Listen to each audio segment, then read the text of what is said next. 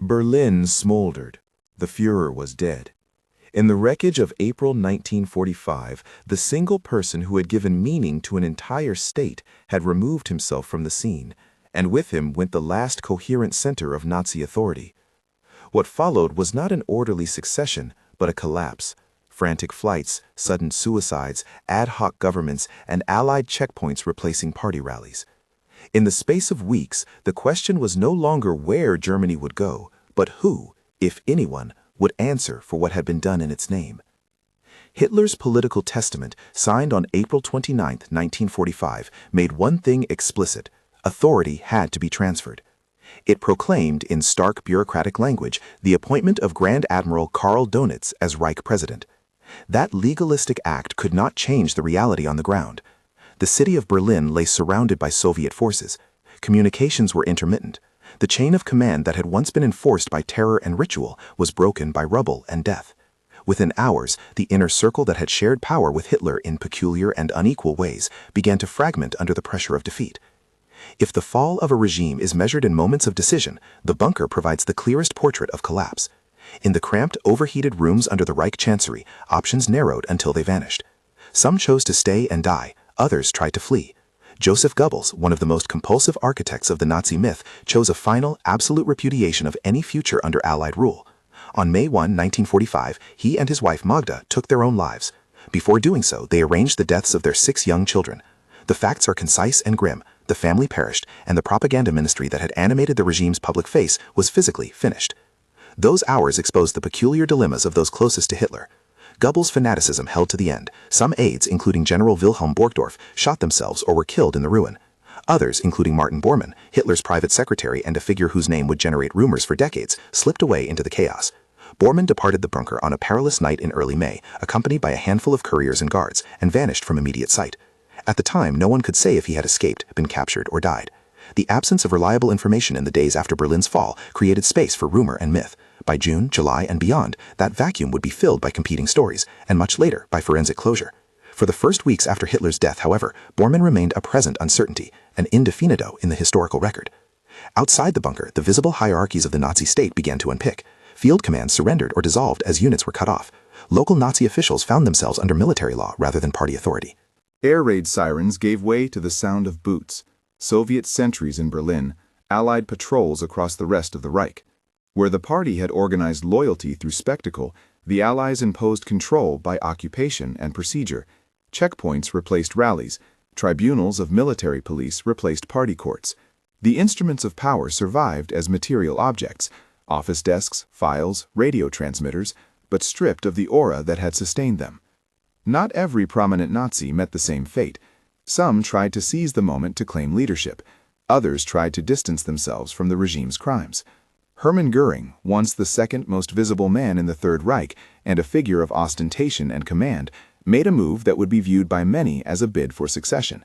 Earlier in April, sensing Hitler's malaise and the collapse of the Eastern Front, Göring had sent a telegram to the bunker suggesting he assume authority should Hitler become incapacitated. Hitler saw this as treachery. By the first week of May, Göring moved south from Berlin toward the areas held by American forces. On May 6, 1945, Göring surrendered to U.S. troops in Bavaria.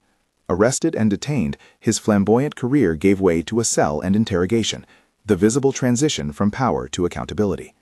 Heinrich Himmler, head of the SS and architect of much of the regime's system of repression, adopted a different tactic. In the last days of the Reich, Himmler sought to distance himself from Hitler's suicide and to negotiate with the Western Allies. He attempted to open channels with British representatives, hoping to avoid capture by Soviet forces and to present himself as a potential partner against Bolshevism. These overtures were made without Hitler's knowledge and signaled a desperate bid for survival. Himmler's maneuvers failed. In mid-May, he tried to pass as a simple soldier, but British forces identified him through interrogation and documents. On May 23, 1945, while in British custody, Himmler took his own life. The sudden end of a man who had exercised enormous bureaucratic power through the SS cut short the possibility of a public trial that might have illuminated the system he ran. It denied prosecutors a direct confrontation with one of the regime's central architects. Some officials sought to explain instead of escape. Albert Speer, Hitler's Minister for Armaments and War Production, presented himself in the immediate aftermath as a technocrat who had been preoccupied with factories and logistics rather than ideology. Within weeks of Germany's surrender, he cooperated with Allied interrogators, and later offered a public line of contrition, insisting he had been unaware of the regime's most brutal crimes. Those assertions would be scrutinized, debated, and often discredited over time. But the first year after Hitler's death was characterized by this contest, a defense framed by claims of limited knowledge and an Allied effort to assemble documentary proof that would show otherwise. Legal reckoning, however, could not be achieved in a single sweep. The Allies faced a practical and moral maze: who to arrest, where to detain them, how to gather evidence in a country that no longer maintained reliable administrative records. In the immediate weeks after surrender, Allied forces prioritized securing key figures and seizing paper trails. Military and intelligence units moved to occupy government buildings, seize archives, and round up those identified as central to the Nazi apparatus. The process was methodical and at times chaotic. The scale of what needed to be preserved for later prosecution was staggering. Millions of documents, organizational charts, orders, correspondence, and the stacks of local records that revealed how policy had been implemented. The question of succession tried to be answered administratively, even as it disintegrated politically. Hitler's choice of Karl Donitz, a figure of conservative naval professionalism, not a member of the inner Nazi ideological cabal, was meant to provide continuity. Donitz set up his government in the town of Flensburg, near the Danish border, attempting to administer surrender and oversee the evacuation of troops and civilians in western areas. The Flensburg government's aims were narrow and pragmatic: to manage capitulation and to prevent unnecessary destruction, while seeking terms that might preserve some modicum of order. It did not command the respect of the victorious powers.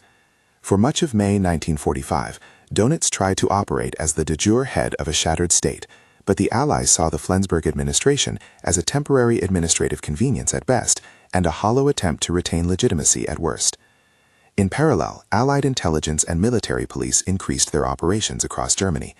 Arrests of senior figures were often the result of information gathered from interrogations, captured documents, and the shifting loyalties of subordinates. The scale of detentions was enormous. Thousands of mid- and low-level officials were taken into custody, while the Allies focused special attention on ministers, SS chiefs, and those most closely associated with criminal policy. Major figures were concentrated in secure facilities intended to facilitate interrogation and to preserve them for eventual legal proceedings. The Allies' objective was not merely retribution, but proof, a documentary and testimonial record that could stand up in court. One of the immediate operational challenges for the occupying forces was distinguishing between ideologues, bureaucrats, and technicians. The Nazi state had depended on a vast administrative machine in which routine functionaries carried out appalling policies under legalistic orders. Identifying the architects versus the implementers required not only arresting personalities, but also unraveling paperwork, travel orders, transport lists, memos, and teletypes that linked instructions from the center to brutal actions in the provinces. In city halls, courthouses, abandoned ministries, Allied search teams combed through cabinets and crates, photographing, cataloging, and shipping material to collection centers. The logistics of evidence gathering became, in effect, the first large-scale forensic operation for modern international justice. Even as the material work proceeded, the public narrative began to form. For many Germans and for the wider world, the immediate post-war months were a period of information scarcity and myth-making. Rumors proliferated about who had escaped and who had been captured. Reports circulated of secret flights to South America and clandestine networks still operating in the ruins. Such claims would later be assessed, verified, or disproved in a complex historiographical process. In the early weeks, however, the absence of clear facts allowed for competing stories. Newspapers in London, Paris, and New York ran headlines that mixed confirmed captures with wild speculation. In Hamburg, Munich, and small towns across the shattered Reich, neighbors exchanged reports that were partly eyewitness accounts and partly rumor. Bormann's disappearance provided a particular focus for this mixture of fact and fancy. With no verified corpse and little immediate forensic proof, he became a cipher, an idea of escape that some wanted to believe and others assumed impossible.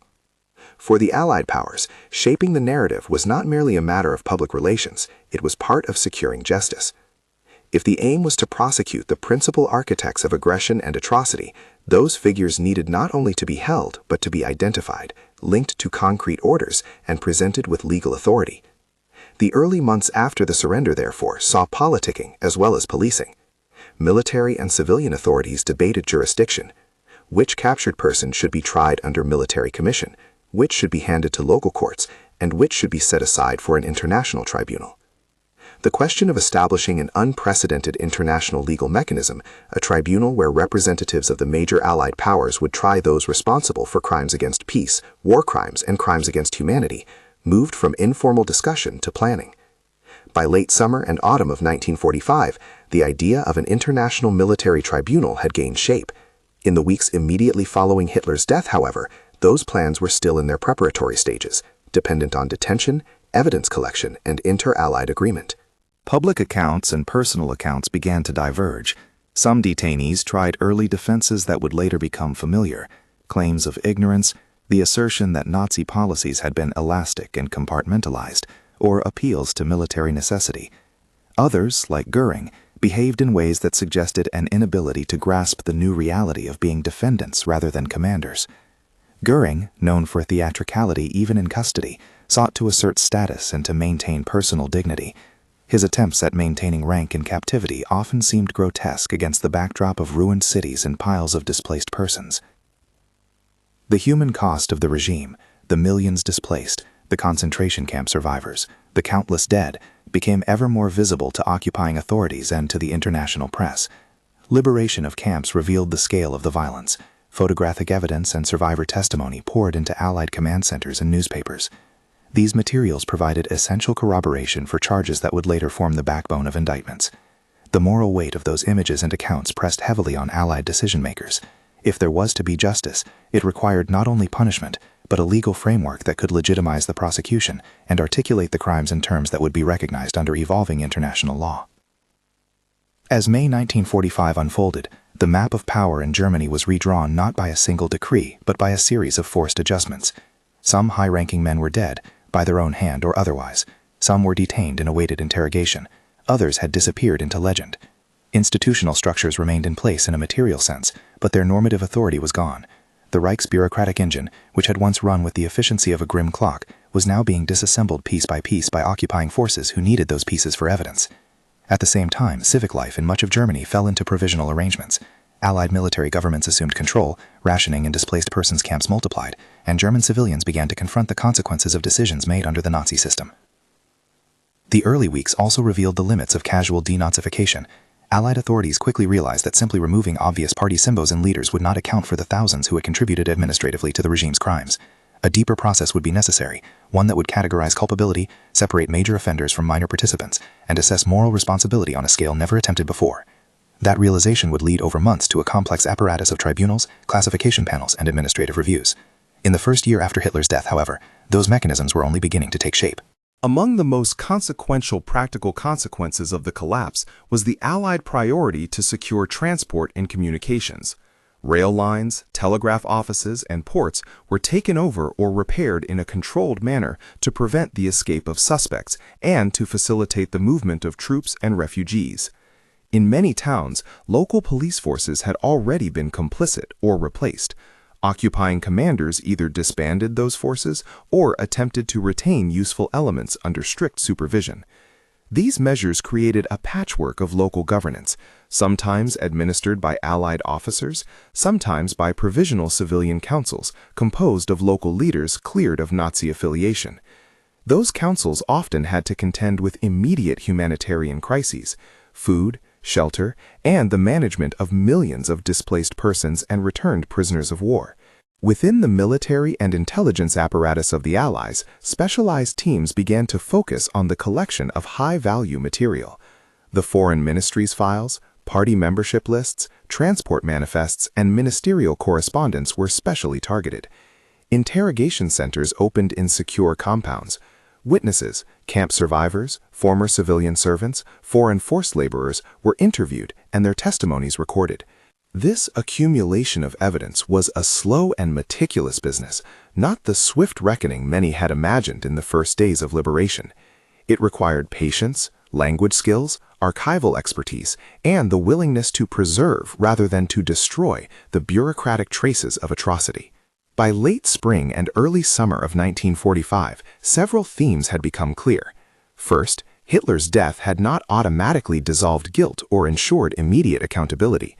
Second, the Allies had the will to pursue those responsible, but faced enormous logistical and political challenges in doing so. Third, the shape of post-war justice would be determined as much by who the Allies could detain and by the papers they could assemble as by any single juridical principle. In short, the first tasks after the regime's collapse were practical: recover the people, preserve the documents, and secure the sites. The juridical questions would follow, constrained and shaped by what had been found. Amid these operational realities, the moral landscape shifted. Survivors' testimony and the uncovering of camps made the scale of criminality incontrovertible to many. Yet the politics of reconstruction, concerns about stability, the emerging rivalry between the Soviet Union and the Western Allies, and the need to rebuild economies complicated the straightforward pursuit of justice. For the ordinary German citizen, grappling with immediate shortages and chaotic governance, questions of moral responsibility often competed with basic survival. In many Allied capitals, however, policymakers recognized that creating an international process for judging criminality carried symbolic weight. The world would either develop a mechanism for shared legal responsibility or allow the crimes to be processed in ways that risked obfuscation and myth. In military offices and diplomatic rooms, therefore, a new set of calculations began. Diplomats drafted agreements, jurists debated charges and legal frameworks, military commanders coordinated arrests and detentions. The question of who should stand trial and under what law slowly converged toward a plan that would become visible later in 1945, an international tribunal to try major war criminals. In those early months, before the tribunal's form was finalized, the work on the ground remained urgent and practical. Arrests continued, paperwork accumulated, and detainees, some living, some dead, some missing, populated the landscape of a defeated state. As spring became summer in 1945, the German map was a mosaic of occupation zones, rubble-strewn streets, and guarded compounds. The most immediate political structures that had legitimized Nazi rule were gone. In their place stood military governors, provisional administrations, and makeshift tribunals. The disappearance of Hitler's personal authority did not erase the policies he had set into motion. Instead, it left behind a tangled web of responsibility, military orders, ministerial decrees, regional implementations that the Allies had to untangle. That work would become the backbone of legal accountability, but it required time and the preservation of a record that many had hoped to deny by burning, shredding, or scattering documents in flight. The first weeks and months after April 30 set the parameters for what would follow. Some perpetrators were dead, by their own hand or by the chaos of war. Some were in custody, waiting for interrogation and classification. Some, like Bormann, existed for a time mainly as rumor and absence. The Flensburg government attempted a bureaucratic continuity that was neither politically tenable nor morally defensible. At the same time, the Allies, faced with an unprecedented task, began the labor of evidence collection and detention that would make later prosecutions possible. As the immediate shock of defeat faded into a grim, disciplined effort to sort people and papers, the raw questions of culpability and justice began to look less like rhetorical demands and more like procedural imperatives. What had been a political catastrophe became, in short order, a legal and moral project. Identify those responsible, preserve the proof, and prepare for trials that would transform acts into carefully argued charges. The battle for narratives between denial, partial confession, and full accountability had begun, and its contours would be shaped by the arrests and discoveries of the months that followed. The practical labor of arrest, interrogation, and evidence gathering moved from urgency to routine over the summer and autumn of 1945. What had been an immediate scramble to secure documents and key figures settled into a system. Allied military police and intelligence units established named centers, cataloging names, photographs, and files. High-value suspects were shifted into guarded compounds where translators, legal officers, and forensic archivists could work without interruption. The aim was deliberate: preserve, not destroy, assemble a chain of custody that could survive legal scrutiny. Those routines soon produced a clearer map of who remained at large, who had died, and who was in custody. The slender web of command that once bound the Reich now looked like scattered threads, some ends knotted by death, others held under guard, many missing and the subject of rumor. In late May, the Flensburg government's brief experiment ended. British forces moved on the coastal town where Karl Donitz had attempted to exercise a pale administrative authority. His ministers were detained, and the remaining apparatus of Reich governance was dissolved. The act was succinct and final. What little authority Dönitz had claimed was removed by occupation orders, and the Allies assumed direct control over the territories they occupied. The legal fiction of continuity was over. At the same time, Allied teams continued to close in on individual figures. Hermann Göring, already in American custody since early May, was processed and interrogated. He was held as a prime defendant in any eventual international trial. Wilhelm Keitel and Alfred Jodl, senior Wehrmacht officers responsible for military operations and orders, were detained and identified through a combination of captured orders and witness testimony. Joachim von Ribbentrop, the foreign minister, was arrested and interrogated as the diplomacy behind aggression came under legal scrutiny. Ernst Kaltenbrunner, a senior SS leader responsible for security and police actions in the occupied East, was captured as the armies moved into formerly Nazi-held regions and as records and witness statements began to implicate the SS apparatus at every level. These were not isolated arrests, they were parts of a coordinated effort to convert rank and paper trails into prosecutable charges. The practicalities of that conversion were exacting. Teams of linguists and legal experts worked to translate, collate, and cross-reference the millions of lines of bureaucratic notation that the Nazi state had left behind. Transport lists, teleprinter messages, ministerial memoranda, and daily logs became exhibits. Survivor statements, given under oath and often recorded in multiple languages, were matched against commands and schedules. The forensic weight of the documentary record was crucial because prominent defendants would predictably claim ignorance, compartmentalization, or obedience to orders. The Allies recognized early that a viable legal response required not just the presence of suspects, but the ability to show causal lines from directive to deed. In practical terms, this meant a new kind of detective work. Teams followed the paper. Lists of deportations led to train manifests and local police orders. Correspondence between ministries revealed coordination between civilian and SS functions. Small offices that had served routine administrative tasks, transportation bureaus, labor allocation departments, now produced evidence of systemic involvement in deportation and forced labor. The discovery of that administrative culpability helped shift perception, even among some observers who initially saw the regime's crimes as the work of a few ideological leaders rather than the output of a functioning state. Publicly, the release of information and the detention of names produced a spectrum of response. In Allied capitals, the press reported arrests and the seizure of archives, often accompanied by shocking photographs and survivor testimony. For many in the defeated territories, the months after surrender were a time of confusion and scarce information. Rumors continued to flourish. Martin Bormann's absence, in particular, fed a culture of speculation. Some suggested escape abroad, others whispered about a hidden corpse, and a variety of fantastical accounts circulated in print and word of mouth. At this point, Bormann was still an open question, a conspicuous absence that would take decades more to settle definitively. For the first year, however, his status remained an indefinito in official records. The idea of international justice moved in parallel with these on-the-ground operations. Diplomatic and legal discussions that had been sketched out in the immediate aftermath of victory gained clarity over the summer. Representatives of the United States, the United Kingdom, the Soviet Union, and France debated jurisdiction, the applicable law, and the procedural form of a tribunal. These debates were not merely abstract, they determined which defendants would be tried where, by what criteria, and under what evidentiary standards. There were disputes over the charges themselves, crimes against peace, war crimes, and crimes against humanity, and over whether those legal categories could be retroactively applied without being seen as victor's justice. By early August 1945, the principal Allied governments formalized an agreement to create an international military tribunal. The London Treaty on the Establishment of the International Military Tribunal, August 8, 1945, provided the chartering basis for a multinational court, defined the categories of offenses it would try, and established procedures for arrest, indictment, and trial. The decision had symbolic as well as procedural weight. Choosing an international trial was a statement. The crimes would be addressed collectively by the liberated world, and the attempt to root culpability in individual actions would be framed by shared legal standards. Preparations for the tribunal had immediate practical consequences. A roster of principal suspects was assembled.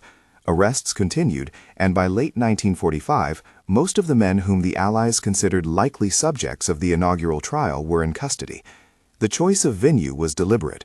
Nuremberg had a functioning palace of justice with a large hall, prison facilities to hold the accused near the courtroom, and a city that had been a center for Nazi ceremonial life, a place where the courtroom itself would stand as a counter-symbol to the rallies previously held there.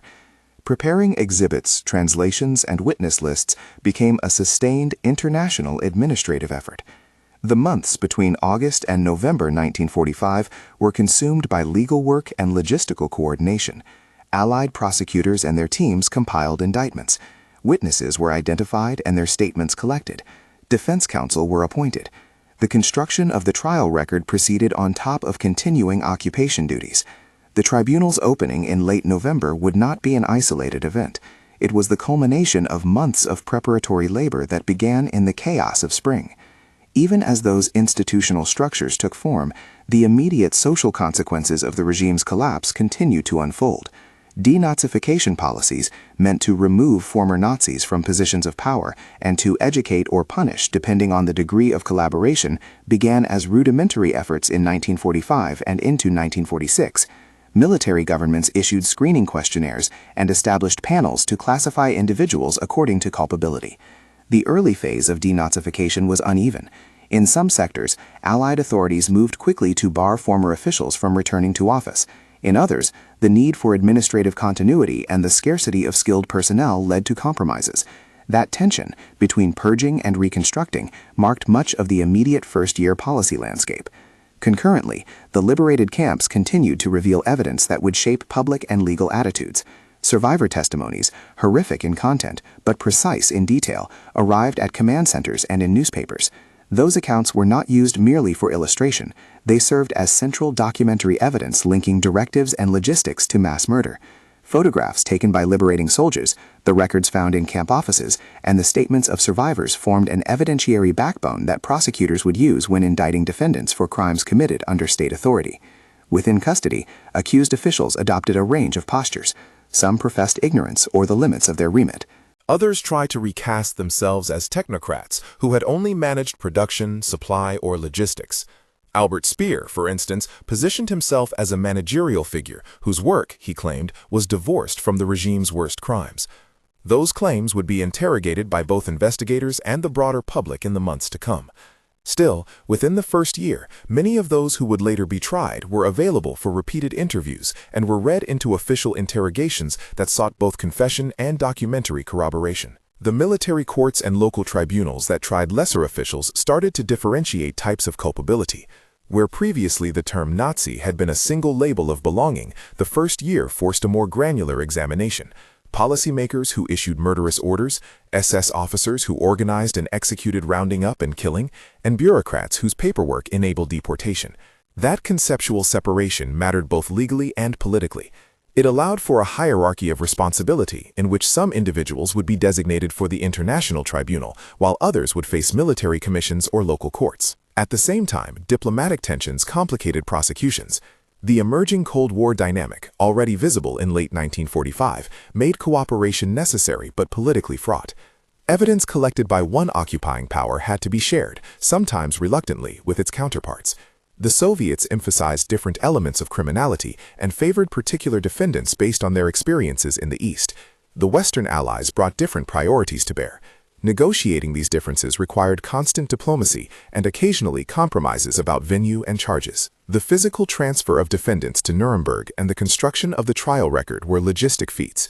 Transports had to be secured, translation services mustered, defense teams organized from a pool of lawyers acceptable to the Allied authorities.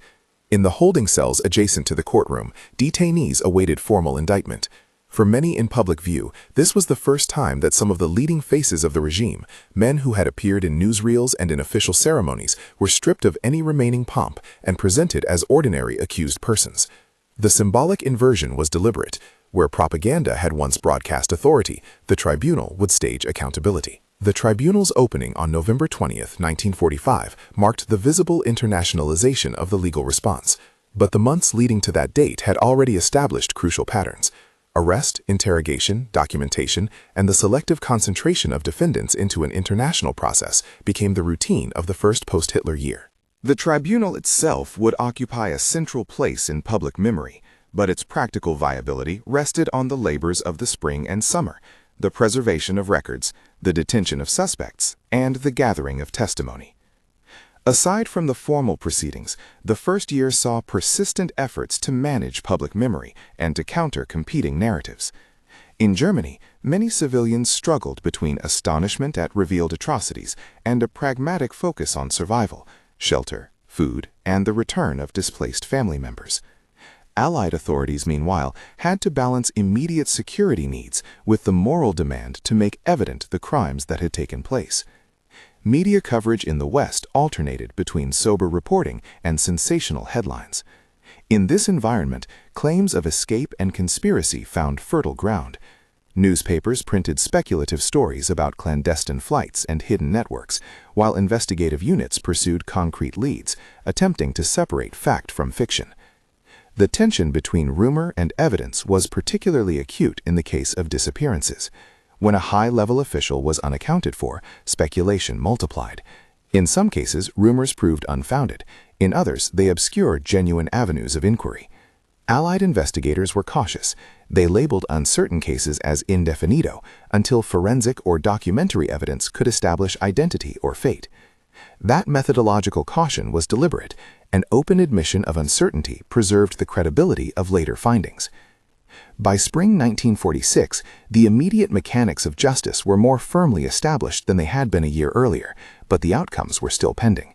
The Flensburg government had been dissolved, and many senior figures were detained. The Allies had seized massive amounts of documentary evidence and had transformed that material into potential exhibits. Denazification programs were operational, albeit in an uneven fashion.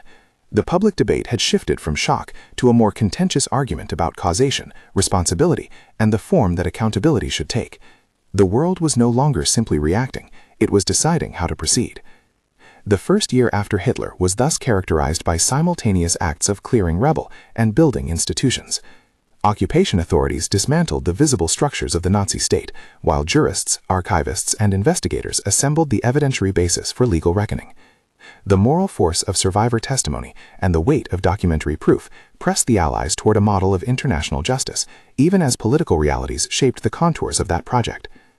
Later developments outside the first-year window. The International Military Tribunal at Nuremberg opened November 20, 1945, and its judgments were delivered in October 1946. Those verdicts, sentences, and subsequent appeals are the formal legal outcomes that grew from the investigative work described above. Trials and sentences extended into the later 1940s and beyond. Some defendants were executed, others received long prison terms. Administrative trials, denazification hearings, and subsequent legal processes continued for years. Martin Bormann's fate remained uncertain for decades until forensic evidence identified remains found in Berlin in 1972 as his. That later resolution closed a long-standing question, but did not alter the immediate post-war chaos. Some figures released or pardoned later in the post-war period, and debates about individual responsibility, apology, and historical memory continued across generations. Conclusion. Hitler's death in April 1945 ended one central person, but did not instantly end the system he had created. The first year after his death was the period in which the international community and the occupied territories moved from shock to structured response. Bodies were collected, suspects detained, and mountains of bureaucratic paper converted into evidence. The work was painstaking and partial. Some perpetrators died by their own hand, others faced the slow process of detention and interrogation, some remained for a time only as rumor. Above all, the first year set the practice of accountability in motion. What had been an ideological and administrative catastrophe became, through arrests, archives, and newly formed tribunals, a legal and moral project whose consequences would be adjudicated in courtrooms and argued in history. If this episode teaches one thing, it is that dismantling a regime requires both immediate control and patient reconstruction of truth. The rubble of Berlin was cleared, and the machinery of state was disassembled, but the labor of producing justice demanded method, evidence, and international cooperation. That work began in the month after Hitler's death and gathered force across the following year, laying the groundwork for the trials and the historical reckonings that would follow. If you found this account helpful, subscribe for more in-depth examinations of the immediate aftermath of World War II, and watch our recommended follow-up video on the Nuremberg trials, where the legal struggle to define and punish these crimes reached its first public climax.